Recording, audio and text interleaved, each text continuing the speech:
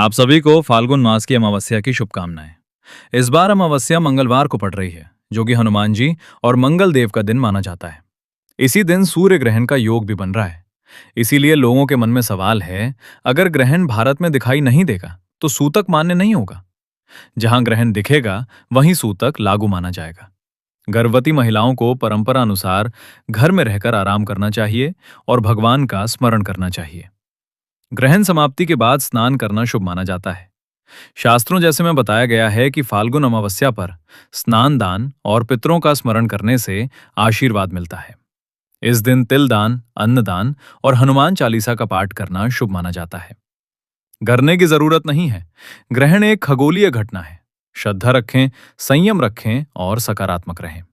फाल्गुन माह में पड़ने वाली इस अमावस्या का महत्व शास्त्रों में बहुत अद्भुत बताया गया है। गरुड़ पुराण और मत्स्य पुराण के अनुसार फाल्गुन अमावस्या का स्नान और दान करने से व्यक्ति को अपने पूर्वजों का आशीर्वाद प्राप्त होता है। लेकिन इस बार 17 फरवरी 2026 को सूर्य ग्रहण लगने से इसका महत्व हजारों गुना बढ़ गया है। ज्योतिष शास्त्र के अनुसार जब मंगलवार को अमावस्या हो और सूर्य ग्रहण का योग बने तो ये शत्रुओं के नाश और कर्ज मुक्ति के लिए स्वर्ण अवसर होता है। जो भी इस दिन नियम और संयम से रहता है उसे पितृदोष और शनि दोष से मुक्ति मिल जाती है। लेकिन ग्रहण का नाम सुनते ही मन में डर आता है। तो आपको बता दें कि शास्त्रों में लिखा है, यत्र न दृश्यति सूर्य तत्र न कुर्याप्त सूतकम, यानी जहां सूर्य ग्रहण नहीं दिखता वहां सूतक नहीं लगता। तो चलिए जानते हैं इस ग्रहण की हकीकत। क्या ये भारत में दिखेगा? राहत की सांस लीजिए। 17 फरवरी 2026 को लगने वाला ये कंकणाकृति सूर्य ग्रहण भारत में दृश्य नहीं होगा। ये मुख्य रूप से एंटार्कटिका और दक्षिणी महासागर के क्षेत्रों में दिखेगा। इसलिए भारत में इसका सूतक काल मान्य नहीं होगा। मंदिर खुले रहेंगे और आप सामान्य रूप से पूजा कर सकेंगे। लेकिन चूंकि ब्रह्मांड में तो ग्रहण घटित हो ही रहा है, इसलिए गर्भवती महिलाओं को थोड़ी सावधानी जरूर बरतनी चाहिए, जो हम आगे विस्तार से बताएंगे। शास्त्रों के अनुसार फाल्गुन माह की अमावस्या नकारात्मक शक्तियों को दूर करने की तिथि है। इस बार ये मंगलवार को है, जो हनुमान जी का दिन है। इस दिन जो भी मनुष्य पितरों के निमित्त तर्पण करता है और हनुमान चालीसा का पाठ करता है, उसके जीवन से बड़ा संकट टल जाता है। अब बात करते हैं सही तिथि और मुहूर्त की। वैदिक पंचांग के अनुसार फाल्गुन अमावस्या तिथि का आरंभ 16 फरवरी 2026 को शाम 6:45 से होगा और इसका समापन 17 फरवरी 2026 को दोपहर 4:10 पर होगा। हिंदू धर्म में उदया तिथि को प्रधान माना जाता है, यानी जिस तिथि में सूर्योदय होता है उसी दिन स्नान दान और पूजन किया जाता है। 16 तारीख को अमावस्या शाम को लग रही है, जबकि 17 तारीख को सूर्योदय अमावस्या तिथि में ही हो रहा है। इसीलिए फाल्गुन अमावस्या का पर्व 17 फरवरी 2026 दिन मंगलवार को मनाया जाएगा। इसी दिन सूर्य ग्रहण भी रहेगा, जिसका समय भारतीय समय के अनुसार 12 बजे के बाद से शाम तक रहेगा। लेकिन यह भारत में नहीं दिखेगा, इसलिए आप सुबह से लेकर दोपहर तक निर्भय होकर स्नान दान और पितृ तर्पण कर सकते हैं। अमावस्या और ग्रहण के नियमों की बात करें तो आहार और आचरण में संयम अत्यंत आवश्यक है। धर्म ग्रंथों में स्पष्ट रूप से बताया गया है कि अमावस्या तिथि और ग्रहण का दिन बहुत संवेदनशील होता है। स्कंद पुराण में अमावस्या के दिन तामसिक भोजन और मांस मदिरा के सेवन को महापाप बताया गया है। इस दिन नकारात्मक शक्तियां और आसुरी शक्तियां प्रबल होती हैं। इसीलिए लहसुन, प्याज, मांस मदिरा का सेवन भूल कर भी ना करें, चाहे आप व्रत रहे या ना रहें। फाल्गुन अमावस्या के दिन घर में क्लेश ना करें और किसी भी सुनसान जगह पर जाने से बचें। इस अमावस्या का मूल तत्व पितृ शांति है। इस दिन भगवान विष्णु, शिव जी और पीपल के वृक्ष को जल अर्पित करना अत्यंत पुण्यदायक माना गया है। शास्त्रों में यह भी स्वीकार किया गया है कि ग्रहण के दिन भले ही वो न दिखे, वातावरण में एक विशेष ऊर्जा होती है। इसीलिए इस दिन काले तिल, उड़द, लोहे की वस्तु और तेल का दान करना चाहिए। ये शनि और राहु दोनों को शांत करता है। अमावस्या की कथाओं में बताया गया है कि कैसे इस दिन किए गए दान से रंक भी राजा बन जाते हैं। गर्भवती महिलाओं के लिए विशेष नियम देखिए। क्योंकि ग्रहण भारत में नहीं दिख रहा, इसलिए घबराने की कोई बात नहीं है।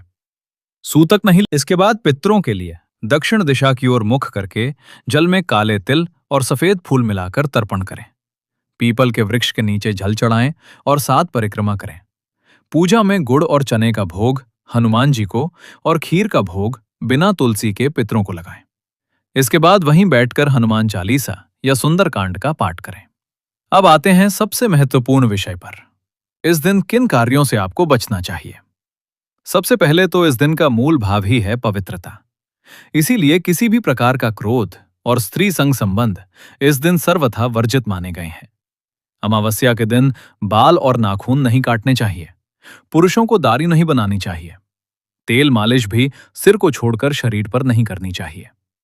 शास्त्रों में यह भी बताया गया है कि इस दिन किसी दूसरे के घर का भोजन करने से आपका पुण्य क्षीण हो जाता है।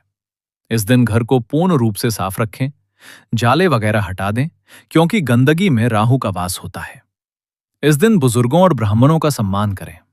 अमावस्या के दिन किसी भी गरीब, भिखारी या जानवर को अपमानित करके ना भगाएं। ये अमावस्या मंगलवार को है, जिसे भमबती कहते हैं। यदि आप मन में अहंकार रखकर दान करेंगे तो आपको फल नहीं मिलेगा। शाम के समय जब ग्रहण का प्रभाव खत्म हो जाए, शास्त्रानुसार समय बीत जाए, तब आप फिर से स्नान करें या हाथ मुंह धोकर स्वच्छ वस्त्र पहनें। भगवान को भोग अर्पित करें, फिर किसी ब्राह्मण या जरूरतमंद को भोजन और यथाशक्ति अन्न, वस्त्र, गुड़ या लाल मसूर की दाल का दान दें। इसके बाद स्वयं सात्विक भोजन ग्रहण करें। याद रहे, अमावस्या के दिन किया गया दान कभी व्यर्थ नहीं जाता। वो 100 गुना होकर पितरों के आशीर्वाद के रूप में वापस मिलता है। फाल्गुन मास की अमावस्या को भोमती अमावस्या होने के कारण यह अत्यंत पवित्र और शत्रुओं का नाश करने वाली मानी गई है। शास्त्रों में वर्णित है कि इस दिन हनुमान जी की उपासना और पितृ तर्पण करने से मनुष्य को न केवल इस लोक में सुख, शांति और समृद्धि प्राप्त होती है, बल्कि उसे हर कार्य में सफलता मिलती है। ये अमावस्या विशेष रूप से उन बाधाओं का नाश करती है जो आपकी उन्नति में रुकावट बनी हुई है, जिसे अक्सर पितृदोष या मंगल दोष कहा जाता है। कहा जाता है कि जो व्यक्ति श्रद्धा और नियम पूर्वक इस अमावस्या का पालन करता है, उसके जीवन से नकारात्मक शक्तियां, ऊपरी बाधा, नजर दोष और विरोधियों का प्रभाव स्वतः दूर हो जाता है। पौराणिक काल की एक कथा है। एक नगर में एक साहूकार रहता था। वो बहुत धनवान था, लेकिन उसके कोई संतान नहीं थी और वो हमेशा बीमार रहता था। उसके शत्रु भी बहुत थे जो उसका धन हड़पना चाहते थे। उसने कई उपाय किए, लेकिन कोई लाभ नहीं हुआ। एक दिन एक तेजस्वी साधु उसके द्वार पर आए। साहूकार ने अपनी व्यथा साधु को सुनाई। साधु ने ध्यान लगाकर देखा और कहा, हे सेठ, तुम्हारे ऊपर पितृदोष है और तुम्हारे पूर्वज तुमसे रुष्ट हैं। इसी कारण तुम्हारे घर में वंश वृद्धि नहीं हो रही और शत्रु हावी है। साधु ने उसे उपाय बताया। साधु ने कहा, आने वाली फाल्गुन मास की अमावस्या, जो कि मंगलवार को पड़ रही है, उस दिन तुम भमती अमावस्या का विधान करो। पवित्र नदी में स्नान करके अपने पितरों का तर्पण करो और हनुमान जी की उपासना करो। साथ ही किसी ब्राह्मण को भोजन कराओ।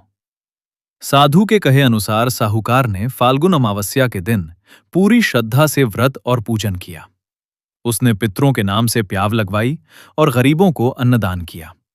हनुमान जी को चोला चढ़ाया। इस व्रत और दान के प्रभाव से उसके पितृ तृप्त हो गए।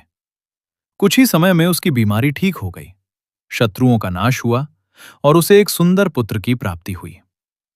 तभी से इस अमावस्या का नाम और महत्व और भी बढ़ गया। भगवान विष्णु और शिवजी ने कहा है कि फाल्गुन अमावस्या का व्रत और दान इतना प्रभावशाली है कि यदि कोई इसे पूर्ण श्रद्धा से करे तो उसे तीनों लोकों में कोई पराजित नहीं कर सकता। स्वयं रुद्र अवतार हनुमान जी का दिन होने के कारण इस व्रत की महिमा और भी बढ़ गई। जो भी मनुष्य अपने जीवन में मुकदमों से, कोर्ट कचहरी से या किसी विशेष कार्य में बार बार मिल रही असफलता से परेशान है, उसे ये उपाय अवश्य करना चाहिए। इस कथा से ये स्पष्ट होता है कि अमावस्या का पूजन केवल विधि से नहीं, बल्कि भाव और संकल्प से फल देता है। पितृ रूपी देव अपने वंशजों के संकल्प को पूर्ण कर उन्हें आशीर्वाद प्रदान करते हैं। फाल्गुन अमावस्या और ग्रहण के दिन व्यक्ति को शारीरिक और मानसिक दोनों प्रकार की शुद्धि पर विशेष ध्यान देना चाहिए। इस दिन प्रातः ब्रह्म मुहूर्त में उठकर भगवान का स्मरण किया जाता है।